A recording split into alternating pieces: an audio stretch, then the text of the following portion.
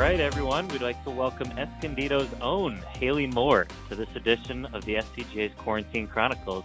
Thanks for joining, Haley. How are you? I'm good. How are you? Thank you so much for letting me be on the show.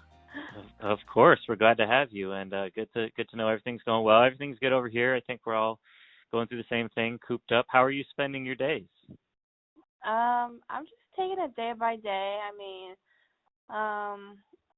What's been nice is there's a mini tour in Arizona called the Cactus Tour, and I've actually played those events. I started playing them like before I went to Q school and everything, and he's still having events in Arizona, so we've been very lucky, and I've been playing some events there. And then the last couple days, this past couple weeks, I've just been home. We have a net here and a little practice putting mat, so I'm kind of just doing a little bit of putting and hitting every day just to keep my swing in good motion and just keeping up with my fitness and physical activity. So until we officially get back out there. Well, that answers my next question. It sounds like you are keeping sharp. Yeah, I'm trying to. I'm not trying to do too much, though, just because, we still have at least we might have a couple more months, but just pretty much just hanging in there and staying healthy is just the key part, and that's what I'm really just focusing on and just taking all this day by day, and just it's another learning experience of having to go through this and knowing that once we get started again, it's pretty much going to be nonstop of tournaments. So you definitely got to stay sharp with your game during a long off season like this. Yeah, absolutely. And so you made waves across the golf landscape back in 2015 when you made the cut at the ANA Inspiration as just a 16-year-old. What message do you think that sent when, as the youngest player in the field, you went out and performed at such a high level? I would say, it was a pretty awesome experience, just the whole week. But I would say, with how nervous I was just to go out there, and I felt really comfortable on that golf course, as I've played a lot of desert golf before, and I've played at Mission Hills before. Mm-hmm. So I think just having some good local knowledge on that golf course really just made me feel more comfortable. And just having a bunch of my family in town to watch just also made it pretty special, just because they were there for me. And they knew, even as an amateur, it's hard. It's going to be, this is all an experience. So it doesn't matter if you make or miss the cut. Just go out there and have fun, because you'll be here one day playing with these girls. Yeah, there's something to be said about that nothing to lose mindset, I guess. And yeah. So shortly thereafter, you went to Arizona, where your older brother Tyler was a member of the men's golf team. You almost immediately earned a spot in the star-studded lineup and posted top 10s in 7 starts, including a tie for second at the NCAA Championship that year. So what was that first year like for you? It was definitely a good spark to my college career. It was definitely at first a little it was just kind of nerve-wracking and new, just because, I was only 17 years old, and, I was coming into college one semester before I was even starting, and the spring season, you played more golf, so you really have to make sure your studies are up top and you're not falling behind. So I thought the school part I was going to struggle a lot with. But just having my coaches and just having a team of an academic counselor, she really helped me in my first couple of years. My first couple semesters just kind of get adapted well, just because the fall season is so different than the spring, and so I would say just kind of having people like that really kind of made me be able to focus more on my golf game, especially at team practice and everything. And I knew we had I knew that I wanted to do this early, to come early, was just because I knew with me coming in, we would be capable of competing for a national championship and coming so close to advancing to match play, but just having really good starts to the year and then progressing it into the nationals to come tied for second was definitely pretty cool just because I was playing great golf right away, and that's what you want to do. You just want to get out there and just play and keep doing what you're doing to improve your game. You don't really need to change anything. Your coaches are there more to help you, not really kind of change the way you practice or your swing. They're just kind of there just to make sure everything's going good and just making sure you're having the right practice habits and practice thoughts while you're out there competing. Yeah, and so in 2018, as a junior, you found yourself in the final pairing with an NCAA title on the line. After being ahead in the match early, you began to falter a little bit on the back nine, but what were your emotions coming down the stretch just knowing that an NCAA title was on the line? Yeah, I pretty much, my last, 6 holes, I kind of knew it was going to come down to my match, and kind of when the parents were being announced the day before, I kind of had a feeling that I was going to be put in the anchor match just because I have a different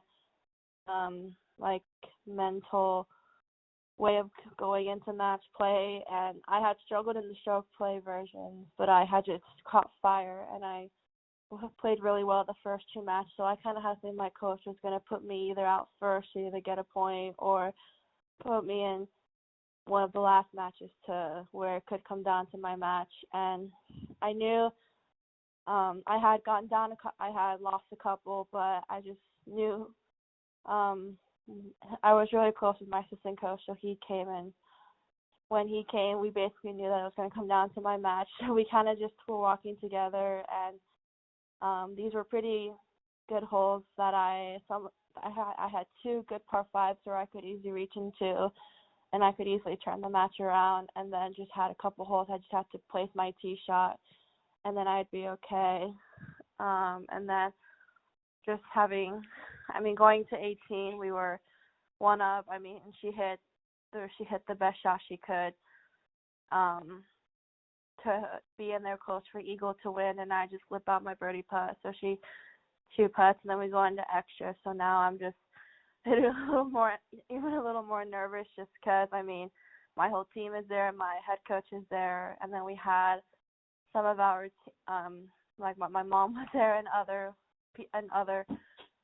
my teammates' parents were there. So everyone, the 18th hole was gathered with fans and spectators. So we pretty much knew that this was going to determine it, and that, we could either win this hole or have to keep playing and playing until one of us can win. And just going into the 19th hole, I was just, I've already seen the hole once, and it's a par 5, and I know that with my long game, if I had a good drive and stuff, I can get there in 2 and just just make birdie, just put the pressure on her. And we both had some good 5-footers for birdie. Hers just kind of had a little bit more of a left to right curve on it. She just missed it. Mine was a little more kind of uphill, so I was like, okay, I just stand over it normally, and I just kind of hit it, and it went in, and then it was pretty special after that. Yeah, that when you drain that birdie putt on the final hole to win the championship, it really set off a rabid celebration of you and your teammates, and like you said, family and friends that are watching. Where does that rank on your list of golf memories?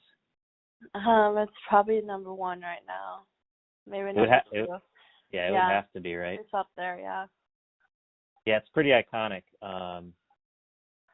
Just to win an NCAA championship on a putt like that, and just it was terrific to see. And you've been pretty open about some of the bullying that you suffered as a youth. Was that the way you finished that championship? Was there any sort of a kind of a middle finger to everyone from your past, just the way that finished and just the emotion that was behind that final putt? Just a little bit, but I just took it more as a positive. Just for me, just because I was telling myself just to move on from it, and that I have my whole life ahead of me still, and don't let those people who say those comments basically drag you down or tell you what to do. Like, you're your own person for one reason. You're not like I was born this way, and so I'm not going to change my life around about it. I'm just going to keep doing what I love, and one day it'll be even more special when to win LPGA event or even a major LPGA. So, yeah. Yeah, absolutely. That's a great answer. So just last year, you tied for 7th at the inaugural 2019 Augusta National Women's Amateur. What was that experience like? I mean, nobody says going to Augusta sucks, so I'm sure it was pretty good experience for you. No, yeah, it doesn't suck. It was definitely when the chairman had announced it the year before at the Masters, I was definitely pretty excited just because, I mean, at that time I was right in the rankings to be a star. I was like, okay, I just need a couple more months of good golf because it was the rankings were gonna be determined by January 1st of 2019. So I knew they'd start sending out invitations right about the second week of January. So I was just pretty stoked because right around that time I had seen that I had been in the rankings, so I was like, okay, I should be getting my invitation hopefully pretty soon.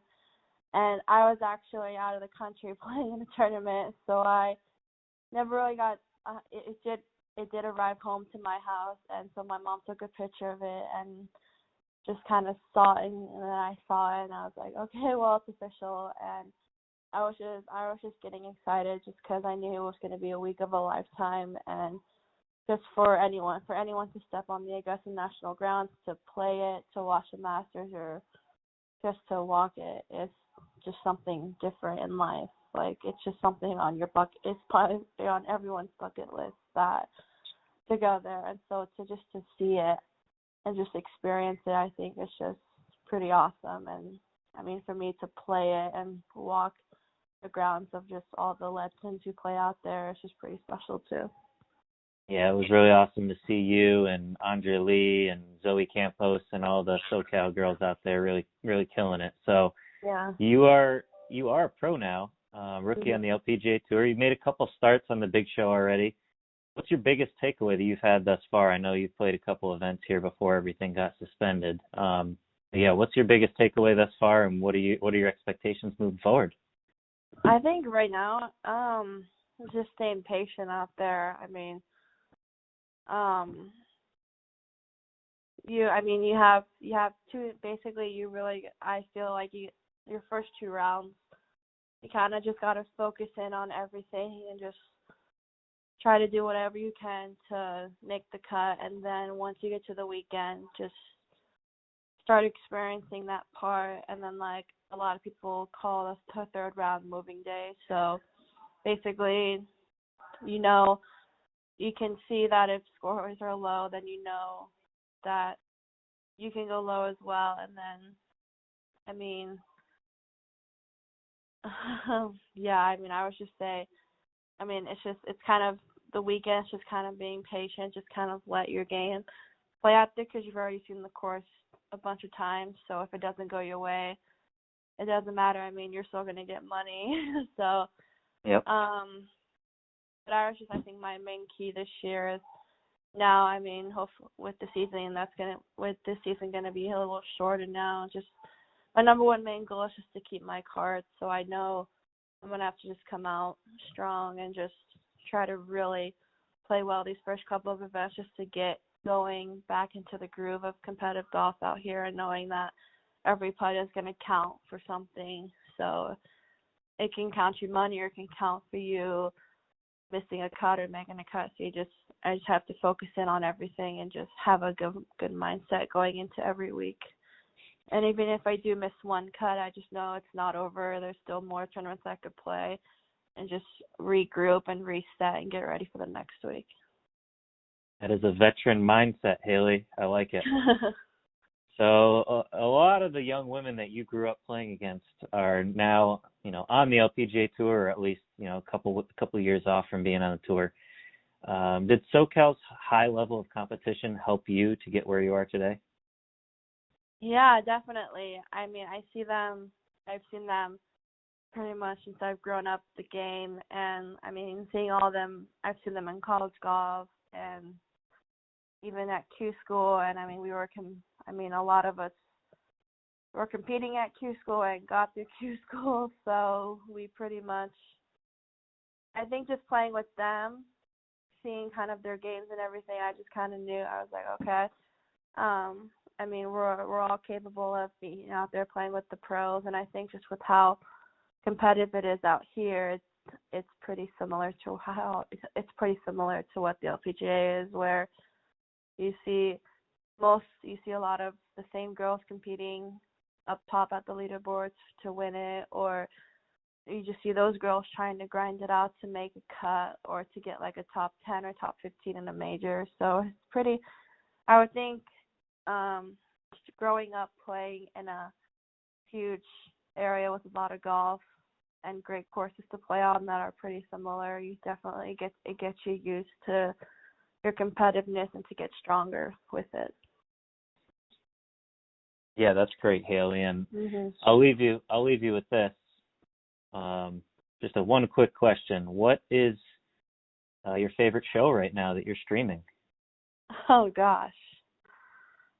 I really haven't done much. I mean, the TV that and the TV that I have at home, like, they're doing pretty good on just having a lot of movies. And I mean, it was good that this past week they were showing like past Masters, so it was just pretty cool. Oh yeah.